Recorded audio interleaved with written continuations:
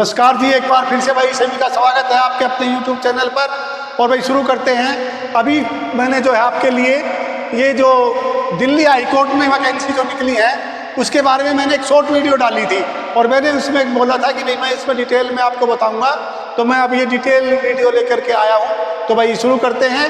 और भाई शुरू करने से पहले आपसे आग्रह है कि भाई आप जो है वीडियो को पूरी देखना। अगर आप पूरी वीडियो नहीं देखोगे, वीडियो के अंत में जो ये लिखा हुआ है ना, इसके अलावा मैं कुछ बातें और बताऊंगा इसी वैकेंसी के बारे में। तो आपसे जो है उसको छोड़ना मत और भाई पूरी वीडियो को देख लेना, इसमें आपका कोई नुकसान होने वाला नहीं है। और इसके अलावा आपसे रिक्वेस्ट है कि आप जो है चैनल को सब्सक्राइब कर लें और वीडियो को लाइक और शेयर कर दें। तो भाई शुरू करते हैं। वैकेंसी जो है आपकी दिल्ली हाई कोर्ट में है। पद जो हैं आपके वो 334 पद हैं। पोस्ट का नाम क्या है? Court attendant. इसमें भाई 3-4 तरह की हैं।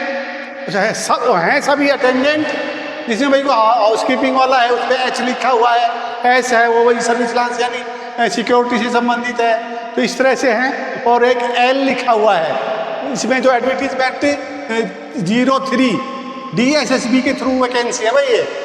तो इसमें जो मैं बता रहा था आपको अटेंडेंट की है, ये टोटल वैकेंसी जो है वो 334 है। यहाँ तक आप समझ गए होंगे। अब आगे बढ़ते हैं। एज क्राइटेरिया क्या है इसका? इसमें जो भाई एज ऑन 1 जनवरी को जो है 1 जनवरी 2025 को जो भी अप्लाई करेगा उसकी उम्र जो है वो 18 से 27 साल होनी चाहिए। ये हो गया। अब इसमें जो है छूट मिलती है, जो एज में जो रिलैक्सेशन देती है गवर्नमेंट, उसके बारे में आपको कुछ तो पता ही होगा। नहीं पता है फिर भी मैं आपको जो है पूरी डिटेल में बता रहा हूँ कि भाई इसमें जो SC और ST जो कैंडिडेट हैं उनके लिए 5 साल की छूट है।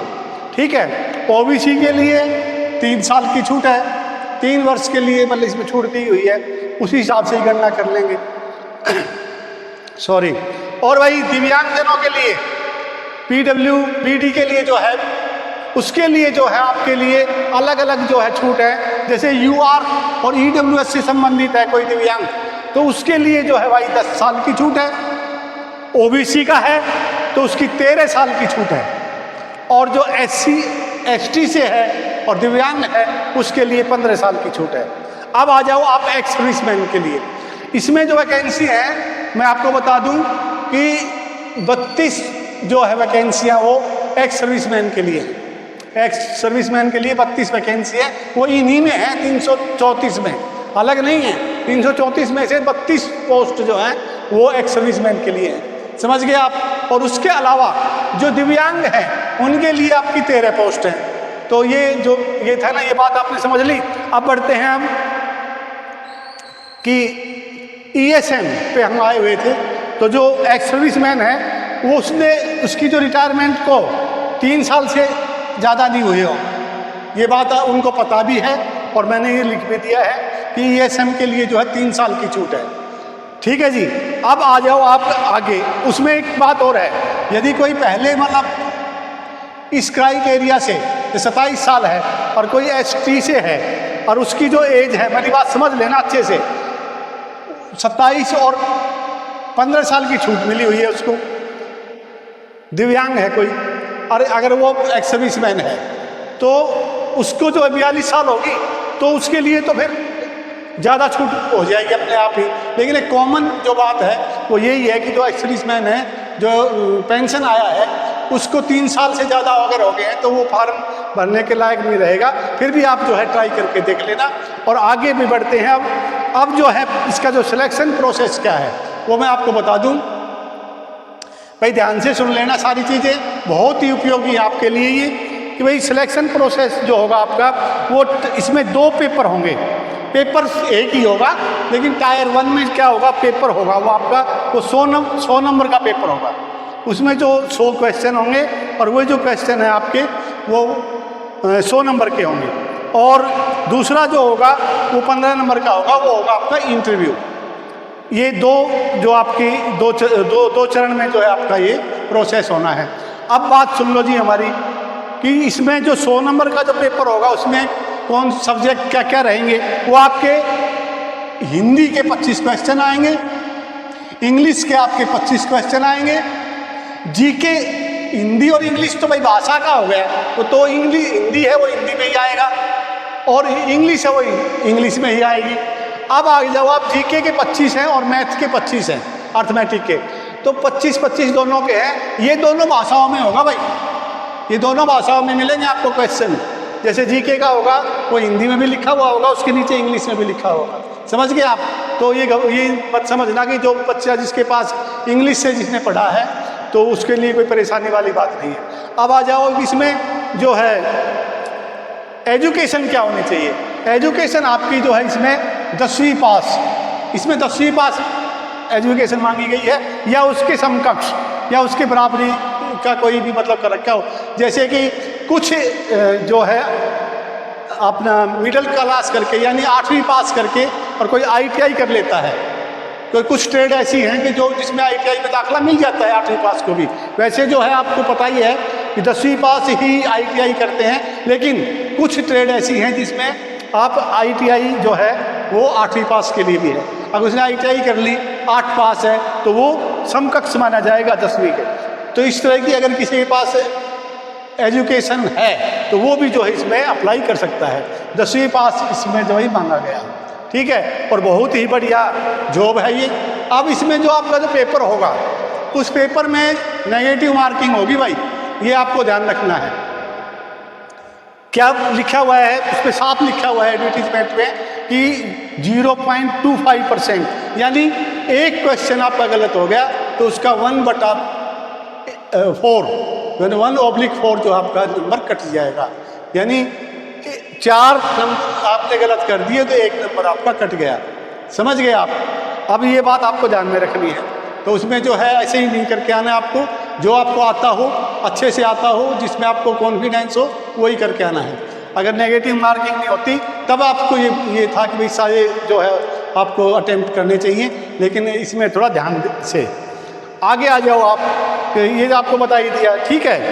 अब इसमें क्या है, क्वालिफाइंग जो है मार्क्स दिए गए हैं, भाई क्वालिफाई कितने में हो जाएगा।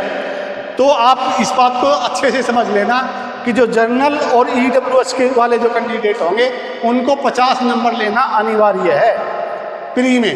पहला जो Tier 1 जो होगा इसमें आपके जो है 50 नंबर आना जरूरी है, और जो बाकी जो बच गए चाहे किसी भी कैटेगरी का है वो उसको 45 नंबर लेने हैं। लेकिन आपको फिर एक बात और बता दूं मैं, वही वीडियो में आगे बढ़ने से पहले एक बार फिर आपसे रिक्वेस्ट करूंगा, प्लीज़ चैनल को आप सब्सक्राइब कर लेना और वीडियो को लाइक और शेयर कर देना भाई। अब जो बातें रहेगी, मैंने जो आपको कहा था कि भाई जो मैंने इसमें लिखी नहीं है वो बतानी है, वो बातें ये हैं कि ये जो पेपर होगा आपका 100 नंबर वाला, ये पेपर आपका DSSB लेगी, DSSB के थ्रू होगा। इसमें ये क्या करेंगे कि जितनी वैकेंसी है और जिस कैटेगरी की है, जैसे टोटल 334 हैं और इसमें से मान लो 100 वैकेंसी जनरल की है तो गुना 5 यानी 500। कहने का मतलब है कि जिस कैटेगरी की जितनी वैकेंसी है उसका 5 गुना कैंडिडेट को ये सिलेक्ट करेगा, ये 100 नंबर में से करके, और ये हाई कोर्ट के पास रिजल्ट बना के भेज देंगे। फिर दूसरा जो आपका जो Tier 2 जो होगा, वो जो पेपर तो क्या होगा, वहाँ जाके आपका इंटरव्यू होगा 15 नंबर का, और ये जो इंटरव्यू के जो 15 नंबर हैं ये आपको बाद में मिलेंगे। तो कोशिश यही करनी है कि आपको ज़्यादा से ज़्यादा नंबर जो है रिटर्न में लेने हैं, और इसमें कोई भी क्वालिफाइंग वाला कोई नेचर इसमें नहीं दे रखा भाई इसमें 2 नंबर लेना या 3 नंबर लेना जरूरी है। उसमें अगर आपके नंबर मानो 100 में से आपके 85 नंबर आए हुए हैं तो ये क्लियर हो ही जाएगा कि आप तो लगोगे ही लगोगे।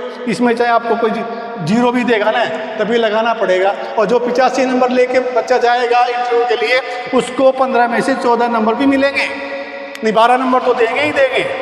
समझ रहे हैं आप? कहने का मतलब है कि आप कोशिश रखना कि भाई ज़्यादा से ज़्यादा जो है रिटर्न का जो आपका होगा 100 नंबर का, उसमें आप ज़्यादा से ज़्यादा नंबर लें।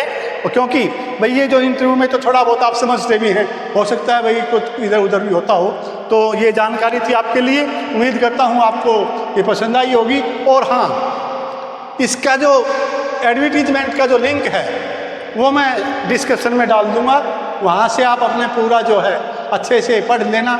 आपको और भी कोई अगर कोई डाउट है उसमें देख लेना। यदि फिर भी आपके कुछ समझ में नहीं आता है तो भाई मेरा व्हाट्सअप नंबर मैं आपको दे रहा हूँ, आप इस पर व्हाट्सअप कर लेना, व्हाट्सअप कर देना, मैं आपको जवाब जरूर दूंगा और आपकी समस्या का हल है वो ज़रूर होगा। और व्हाट्सअप नंबर है मेरा 8295498938। ये वही व्हाट्सअप नंबर है, इस पे आप जो है मैसेज कर देना और मैं आपका जो है ज़रूर आपका मतलब हेल्प करूँगा, आपकी मदद करूँगा। तो ये थी भाई जानकारी। उम्मीद करता हूँ आपको वीडियो पसंद आएगी, और पसंद आएगी तो आप सब्सक्राइब भी करेंगे और वीडियो को लाइक और शेयर भी करेंगे। तो भाई ये थी, और इसी के साथ ही अब आप वीडियो को देते हैं विराम।